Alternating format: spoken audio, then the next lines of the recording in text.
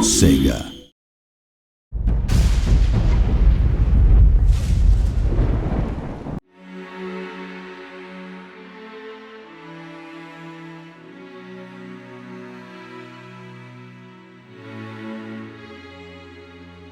In Conduit 2, we've really put a lot of work into our online multiplayer mode so that people can play competitively online. There's 14 different modes that are available. Loads of different levels are available. We created a bunch of new maps. We started developing our maps right from the very start. So we've got really good maps that play very well. And then in addition to that, we actually had fans vote on their favorite maps from Conduit 1.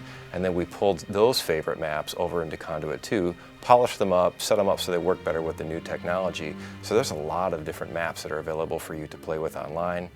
You can use different weapon loadouts so that you can choose different upgrades for your suit, different weapons that you can take with you into the multiplayer game, and you can face off against each other using headbanger headset to talk to one another and just have a great time blasting the heck out of each other.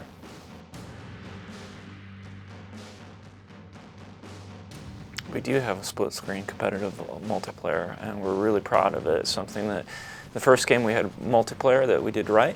We also wanted to have that experience on a single system. We've got a great campaign mode. We wanted a great split-screen mode as well.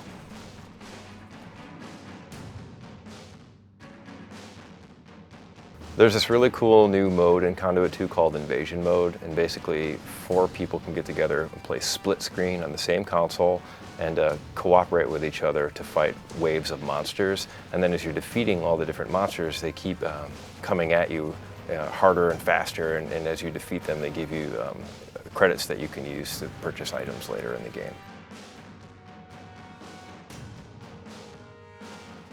There are over 20 different weapons in Conduit 2, each of them with their own unique firing abilities. They all have a primary and secondary fire mode. Some might have a charge mode, some might have a secondary like a scope, and then each of the weapons is tailored so that it works really well for the Nintendo Wii.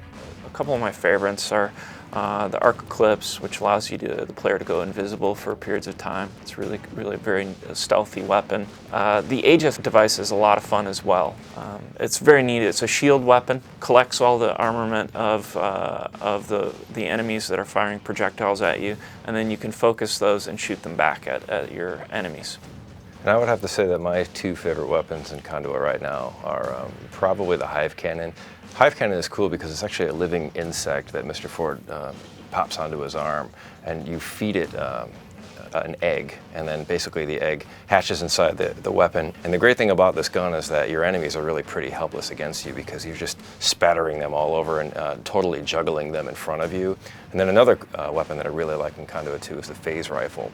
And what's interesting about this weapon is it's a sniper rifle, because in Conduit 2 we wanted something that was more like a sniper rifle. We wanted to do something a little different. So what we've done is created a weapon where you can snipe on an enemy, but you can also snipe directly through a wall. Once you've targeted your enemy in front of you and you see him, you pinpoint him through the wall, you have to keep your reticle range somewhere on top of that enemy until it phases into the enemy. Once it's phased, it's a single shot kill and just takes him down. It's a very devastating weapon. If you're playing in multiplayer, you know when you're being phased onto so that you can get a chance to get out of that player's range. So that way it keeps things a little bit more fair on the battlefield.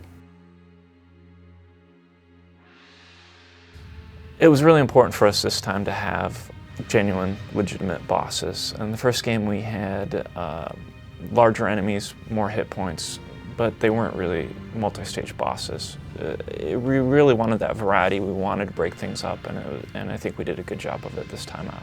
There are a number of really great bosses. The Leviathan is definitely one that's tremendously cool. He's this big biomechanical snake that the player has to whittle away at.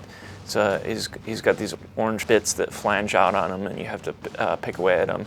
Then he's got like another stage where you have to, where parts of him become vulnerable, and you need to smack away at those. And then finally you need to electrify him through completing a circuit of multiple electrified harpoons.